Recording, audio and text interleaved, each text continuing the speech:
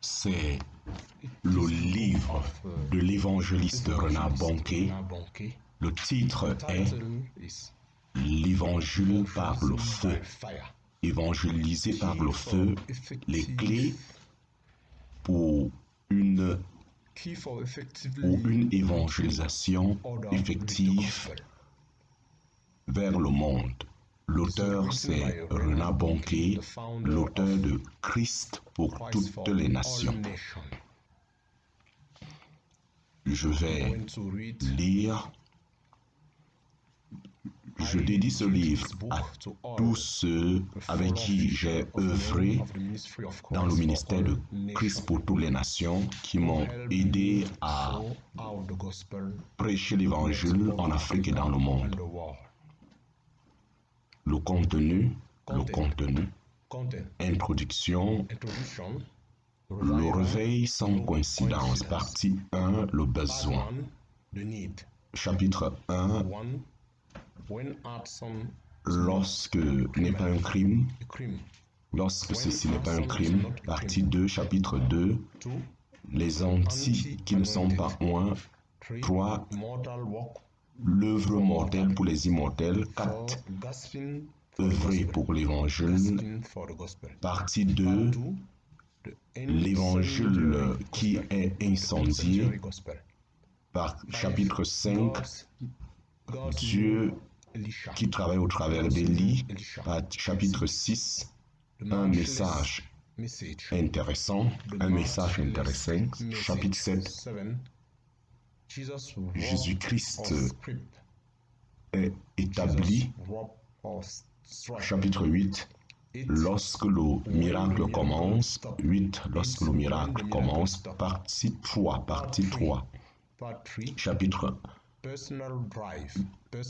Chapitre 9, la leçon de nage d'Ézéchiel. Chapitre 10, la passion et la puissance. Chapitre 11, celui qui n'est pas professionnel mais qui est oint. Chapitre 12, les armes avec lesquelles nous combattons.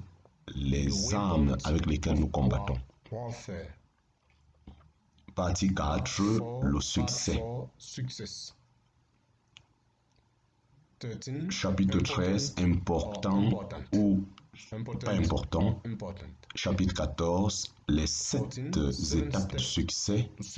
Chapitre 15, des initiatives positives.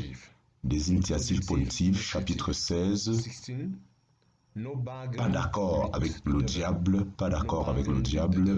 Partie 5, en pratique. Partie 5, en pratique. 17, le 18, l'histoire de la Vierge. Chapitre 19, l'intégrité. Satan s'attaque à cette intégrité. Chapitre 19, l'intégrité. Satan s'attaque. 20, l'intercession, celui qui donne. 20, l'intercession, celui qui donne. 21, chapitre 21, être oint par le Saint-Esprit. Et la fin, appendice pour toutes les nations, 2011. Introduction.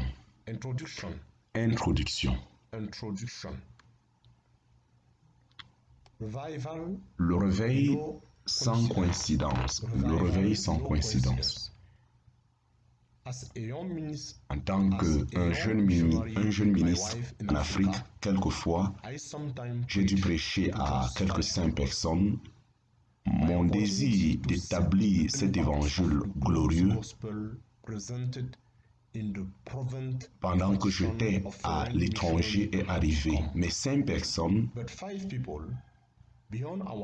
pour notre œuvre, là où j'étais, il y avait plus d'1 million de personnes. Et toutes ces personnes étaient ignorantes de ce salut au travers de Jésus-Christ. Oui, ils pouvaient tous être évangélisés par la méthode que nous utilisons, mais ceci ne pouvait être possible à moins que nous demeurons en vie pendant 5000 ans. Néanmoins, une petite audience ne m'a pas découragé. Le réveil peut arriver et cela va nous sauver de beaucoup de problèmes. Dieu peut s'engager lui-même dans la bataille. Cet espoir m'a permis d'être patient afin de suivre nos pères spirituels en se questionnant par rapport à la foi. Et si l'évangile n'est pas prêché, ça c'est pas l'évangile. Plus tard, j'ai commencé à me poser cette question. Cela m'a fait mal de voir que l'évangile ne serait jamais une bonne nouvelle pour ceux à qui on ne prêche pas. À ce moment, ça ne serait pas l'évangile. Et en découvrant cela petit à petit, dans le Nouveau Testament, nous n'avons jamais lu Dieu qui va devant nous, mais il est toujours écrit qu'ils sont sortis et ont prêché partout et le Seigneur les accompagnait. Marc chapitre 16 verset 20. Marc chapitre 16 verset 20. Dieu agit quand eux ils ont agi. Le frère Smith Warnless a dit ceci, que les actes des apôtres ont été écrits parce que les apôtres ont agi. Alors, Dieu est en train d'attendre à ce que nous puissions agir aussi. Cela veut dire, j'ai quelque chose à faire. J'ai débuté une correspondance biblique et en cette année, près de 5000 personnes se sont engagées dans cette étude biblique. Et ceci m'a révélé que j'étais vraiment dans un endroit où les personnes avaient beaucoup soif de l'évangile. Et en plus de ça, une vision qui me suivait nuit après nuit. Je voyais une Afrique complètement lavée. Cette Afrique était lavée dans le sang de Jésus-Christ, pays après pays. Et en même temps, le Saint-Esprit a continué à parler à mon oreille que l'Afrique sera sauvée. Et nous avons attendu que ce réveil puisse arriver patiemment et pendant beaucoup d'années, nous prions pour ce réveil. Et nous pensions que Dieu doit exaucer maintenant. Mais un fait m'a une fois de plus défié. Nous ne trouvons pas de réveil si l'évangile n'est pas prêché. C'est ainsi que ceci prouve que être de Dieu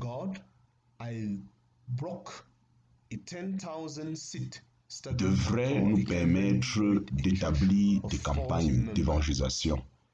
Et en ce moment, nous avons organisé une campagne, 10 personnes sont venues.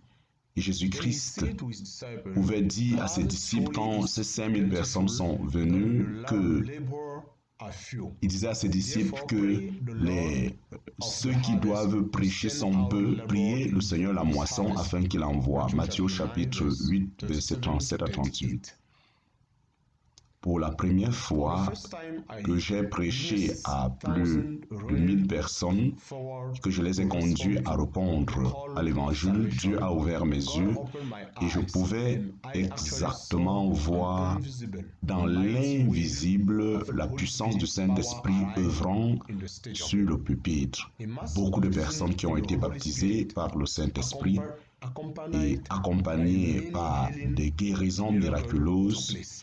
Et j'ai pleuré comme un enfant et j'ai décidé devant Dieu que je vais avancer et expérimenter que toute l'Afrique soit sauvée. Et je me suis dit, Dieu, s'il le fait pour 10 000 personnes, il peut le faire pour 4 millions de personnes et plus. Ce que nous voyons Dieu accomplir aujourd'hui en Afrique est un fait. Suivant les voies des premiers missionnaires qui ont récolté, qui ont sémé avec joie, nous récoltons avec joie. Nous sommes rendus à Bokari, qui a été visité cette ville par le missionnaire CD, et nous avons expérimenté. Nous avons vu plus de 17 000 personnes répondre à l'amour de Dieu, et le missionnaire David Livingstone a prophétisé que lorsque il souffre pour pouvoir partager l'évangile, plusieurs milliers répondraient. Ainsi, dans cette ville au Malawi, ce nom qui on a donné le nom de Livingstone à cette ville où il y a plusieurs années par le passé, il a prêché l'évangile. L'évangile a été prêché. L'évangile est prêché. L'évangile est tellement important aujourd'hui, lorsqu'il était aussi important au temps où Jésus-Christ marchait sur la mer de Galilée, sur le côté de la mer de Galilée. Ainsi, au travers de l'évangile, Jésus-Christ délivre, et on peut se rendre compte que cet évangile qui est mou ne peut pas permettre qu'on expérimente. Aujourd'hui, les hommes ont besoin de cette vie de l'évangile et non pas de notre relation. Tout au long de l'Afrique, des présidents et des leaders sont reconnaissants de ces miracles qui sont opérés envers leur peuple et leur nation. Et ils nous reçoivent personnellement.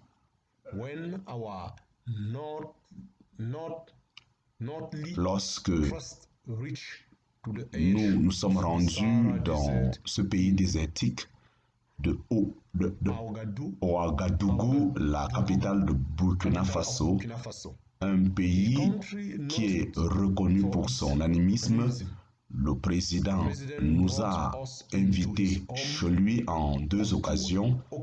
Il a rassemblé plus de 200 personnes en 6 réunions et plus d'1 million de personnes dans un culte écuménique. La plupart d'entre eux ont reçu Jésus-Christ, et avec inclus plusieurs musulmans et des animistes aussi. Ceci est vrai pour les autres pays comme le Kenya, comme le Bénin, comme la Gambie, le Togo et comme le Tchad, et aussi au Nigeria. En 1998, après qu'il est venu, ce président, j'étais invité dans ce pays du Nigeria. Il m'a invité pour faire une réunion dans le pays.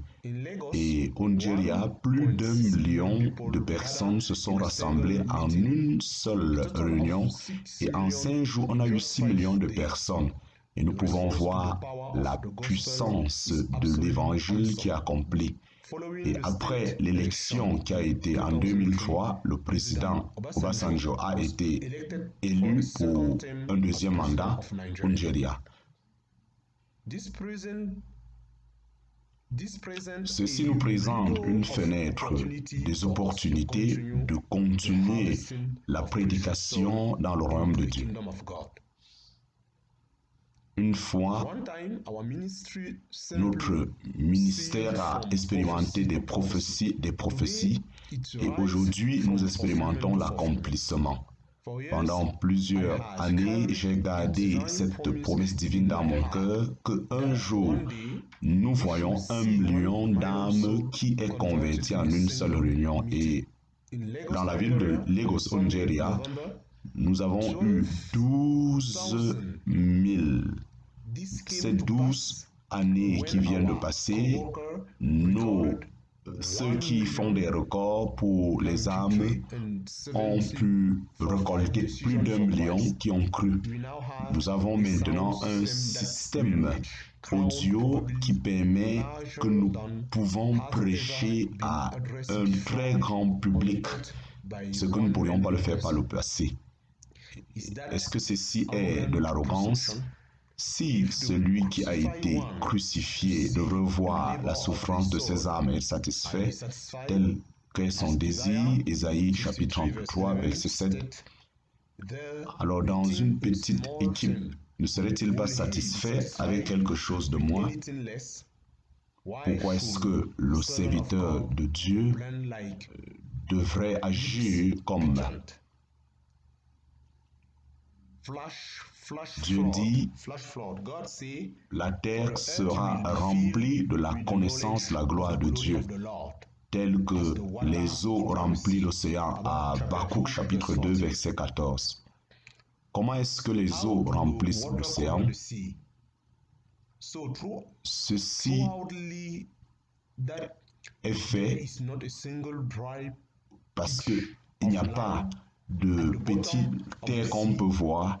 Ceci nous présente le plan incroyable de Dieu, la connaissance de la gloire de Dieu qui est révélée par le salut et qui va s'étendre dans tout le monde. Et il n'y aurait plus une partie sec. Il n'y aura pas un pays ignorant qui n'a pas reçu l'évangile, que ce soit les pays, les individus, les familles. Toute la terre est remplie de sa gloire. Jusqu'aux séraphins. Ésaïe chapitre 6, verset 3, crient les séraphins. En ces derniers jours, avant que le Seigneur retourne, cela doit devenir un point culminant. Un point culminant où l'évangile est prêché de manière globale. La considération de ceux-là qui nous ont dévancés. Ainsi, notre but principal doit être d'implémenter cette grande commission, c'est-à-dire en allant et en faisant des disciples. L'Église est un bateau vivant, non pas un bateau où c'est du plaisir.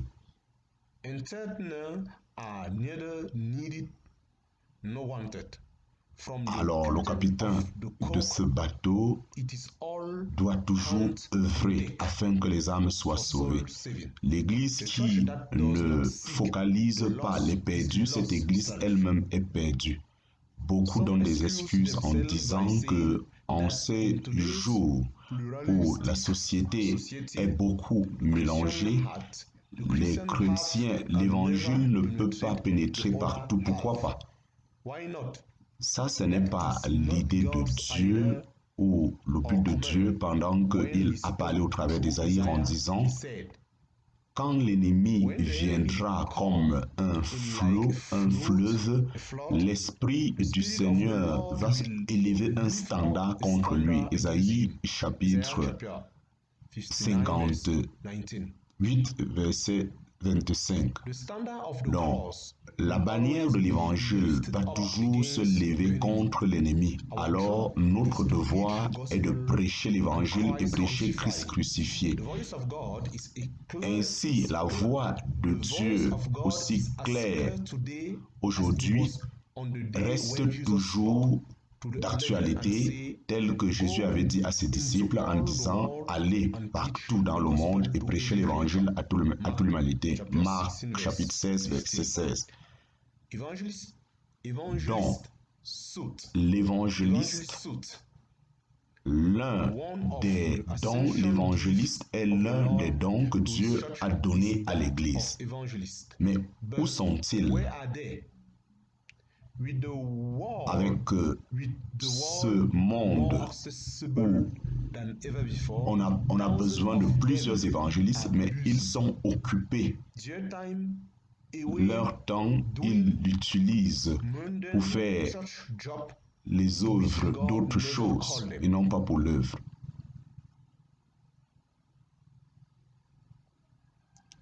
leur position dans ce bateau devrait normalement être prise par les autres qui ont été appelés à ce poste. Ceci doit conduire l'évangéliste à accomplir la tâche que Dieu lui a confiée. Il est donc temps pour le corps de Christ de pouvoir établir une fois de plus l'office de l'évangéliste.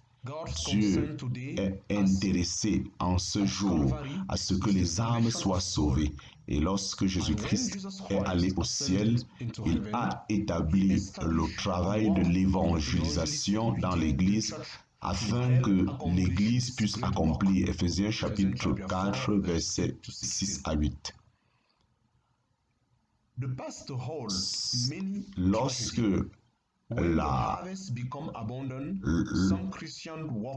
ainsi, lorsque certains vont garder le monopole, tel que on peut le voir dans certaines assemblées, ainsi, le réveil devient plutôt des contentions.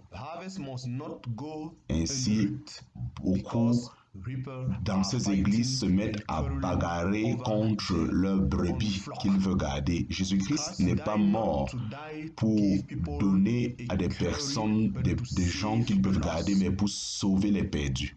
L'évangélisation. Ceci n'est pas un livre de méthodes qu'on doit observer, mais c'est un livre qui établit des principes spirituels. Dieu va vous donner des ressources. Dieu va vous donner des ressources. Et il y en a plein de méthodes qui s'y trouvent, mais nous avons besoin de plus d'imagination que juste voir des personnes qui font des choses pour prouver des méthodes.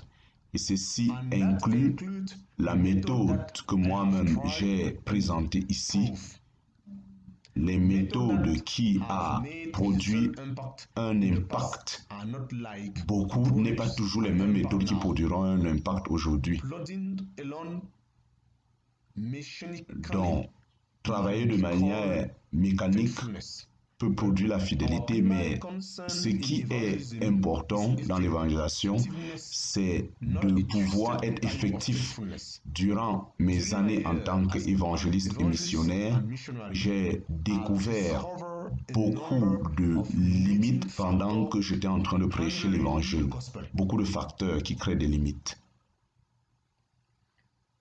Néanmoins, je n'adresse pas ceci directement dans ce livre. Je le sais par expérience que la plupart des méthodes traditionnelles d'évangélisation sont demeurées inchangées pendant des générations. Certains sont des doctrines et des sentiments qui nous disent que nous devions laisser l'évangélisation à Dieu. Certains insistent que les voies de Dieu, c'est d'attendre un réveil. Que les voies de Dieu, c'est d'attendre un réveil. Mais ils ont oublié de porter cette grande commission que Dieu nous a donnée. C'est quelque chose dont si Dieu doit sauver les gens, il les sauvera d'une manière ou d'une autre. Supposez qu'une telle doctrine est fausse. Supposez qu'une telle doctrine est fausse. Quel grand risque de laisser l'éternité de ces âmes dans cette controversion sur cette déclaration. Et si cela peut être vrai, mais est-ce que c'est vraiment vrai? Nous ne devions pas négliger cette tâche de l'évangélisation. Je vais plutôt utiliser des méthodes que les hommes détestent, mais ces méthodes qui sont approuvées par Dieu, mais ne pas utiliser les méthodes que les hommes utilisent mais qui n'ont pas de résultat. C'est pour cette raison que je ne fais pas d'apologie par rapport à ce livre. Moi, je ne l'écris pas pour être approuvé par les hommes. Je voudrais juste partager la volonté et l'onction de Dieu pour tous ceux qui veulent se tenir et faire le pas de la foi. La température de ce livre est très chaud, très très chaud. Et la flamme du Saint-Esprit va pouvoir œuvrer dans le cœur de ceux qui lisent et certains vont certainement prendre ce feu. Je garantis que beaucoup de concepts qui ont été établis vont certainement être touchés et brûlés. Mon message n'est pas quelque chose, mais cela vient d'un cœur simple, mon message. Et je désire que nous accomplissions cette grande commission et je sais qu'on doit beaucoup insister. Je crie à Dieu jour et nuit afin que davantage nous puissions dans cette génération susciter plusieurs personnes. L'évangile par le feu, c'est la seule solution que j'ai pu voir jusqu'à présent. Continuellement, je ne cesse de regarder les autres hommes qui vont porter ce défi et les femmes en prêchant par le Saint-Esprit. Je crois que le meilleur est à venir. Le temps est en train de vite s'approcher où tout le monde entier va pouvoir reconnaître la louange de notre Dieu. Et que toute nation et toute langue ils écoutent lorsque toute langue confessera que Jésus-Christ est Seigneur, toute la gloire à Dieu le Père. Philippiens chapitre 2 verset 11. Ce livre est rempli de tout ce que Dieu m'a enseigné et m'a permis d'expérimenter pendant plusieurs années. Je l'écris pour une seule raison, afin d'inspirer d'autres d'accomplir l'œuvre de l'évangéliste. 2 Timothée chapitre 4 verset 5. J'ai établi des principes nécessaires pour tous ceux qui veulent œuvrer par le Saint-Esprit. Lisez-le non pas pour découvrir comment moi j'ai œuvré pendant que j'évangélisais, mais pour découvrir comment Dieu m'a utilisé pour accomplir ce travail.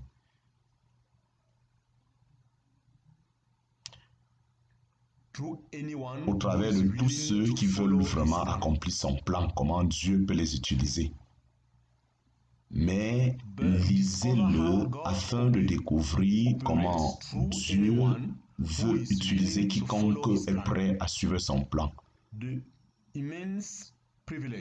Quel est ce privilège? L'ange qui a apparu à Corneille, cet ange ne pouvait pas prononcer le nom de Jésus ou de prêcher directement l'évangile. Ce grand privilège a été donné aux hommes, des peuples comme vous et moi. Tout ce que l'ange pouvait dire, c'était ceci: maintenant envoie des hommes à Joppé et cherche un certain Simon qui s'appelle Pierre. Actes chapitre 10, verset 5. Ce puissant séraphin venant du ciel, il ne pouvait pas toucher à ce privilège. Il a plu à Dieu d'envoyer des personnes comme vous et moi pour prêcher l'évangile. Ceci a toujours été ainsi. Dieu qui utilise des évangiles comme Matthieu, Marc, Luc et Jean afin qu'ils puissent écrire l'histoire de la bonne nouvelle de Jésus-Christ. Ceci est un modèle qui est établi dans mon cœur. Ainsi, ces 4 Lévites qui portaient l'arche de l'Alliance nous parlent aussi de comment Dieu, pour porter l'évangile, a changé des personnes, mais l'évangile reste la même chose. Maintenant, nous sommes ici et aujourd'hui, c'est notre temps. Dieu t'a appelé, toi et moi. L'évangile doit être prêché jusqu'aux extrémités de la terre. Ceci est la grande commission de notre Seigneur à nous. Et les affaires du roi demandent qu'on puisse le faire de manière pressée. Néanmoins, combien grand est l'enfer? Ce chapitre est écrit parce que je ne crois pas que le plan de Dieu, c'est que l'enfer soit plus grand que le ciel. Néanmoins, l'Écriture nous parle de plusieurs qui sont sur la route de l'éternité pour être détruits, Matthieu chapitre 7, verset 13. Mais je pense que cela peut être interprété aussi par les hommes et les femmes qui prêchent l'évangile, dont la vision les conduit à amener plusieurs fils à la gloire. Hébreux chapitre 2, verset 10. Et que Dieu soit loué. Révélation chapitre 7, verset 5 nous parle de ce succès.